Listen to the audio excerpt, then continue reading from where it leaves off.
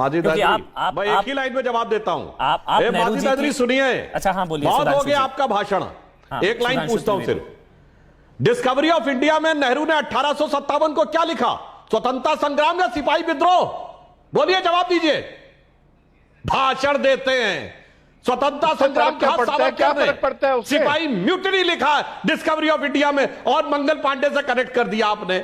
और सुनिए दूसरी बात, बहुत बड़ा स्वतंत्रता संग्राम लड़ रहे थे ना, तो काहे लॉर्ड माउंटबेटन के साथ शिमला में छुट्टी बनाने गए थे मई 48 में, पारिवारिक छुट्टी, अत्यंत मधुर संबंध माउंटबेटन के साथ। तीसरा आपका फैक्ट क्लियर कर दूं, माउंटबेटन ने स्वतंत्रता बातें मत कीजिए, अश्लील बातें मत कीजिए उस समय। सुधांशु जी, अश्लील बातें मत कीजिए। अश्लील नहीं कर रहा हूं, अत्यंत मधुर संबंध। एक करके अश्लील नहीं कर रहा हूं, अत्यंत मधुर संबंध।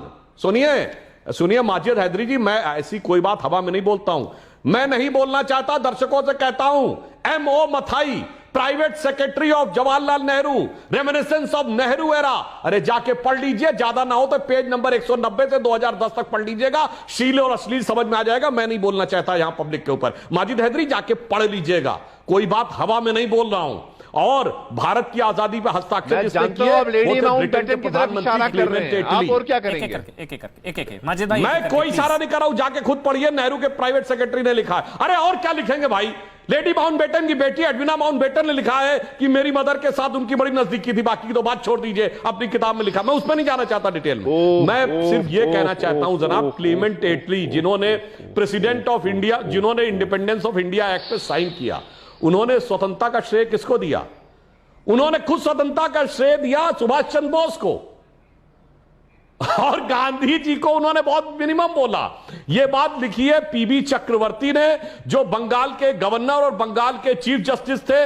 1956 में क्लेमेंट एटली भारत के दौरे पर आए और उनसे बातचीत के आधार पर बंगाल के चीफ जस्टिस ने लिखा, कोई भी बात हवा में नहीं बोल रहा हूं। और जो आप कान यूं यूं कर रहे हैं ना, अरे साहब, नेहरू जी के खुद के लिखे हुए लेटर्स हैं। मैं नहीं जाना चाहता आप जो श्लील अश्लील करें, खुद के लिखे लेटर्स जो 1983 में इंदिरा जी की सरकार में प्रकाशित हुए और नेहरू मेमोरियल लाइब्रेरी में लिखे हैं। उसमें उन्होंने एडविना माउंटबेटन को जिस ढंग से संबोधित किया है, वो जाके खुद पढ़ लीजिए। ऐसे बगैर पढ़े हुए मत बोला करिए भाई। आज के जमाने में सूचना का अधिकार के साथ साथ इतनी इंफॉर्मेशन सबके पास है, वो पर्सनल पे छोड़िए। मैं नेहरू जी के पर्सनल उस पर नहीं जाना चाहता, मैं राजनीतिक विषय पे रहना चाहता हूं।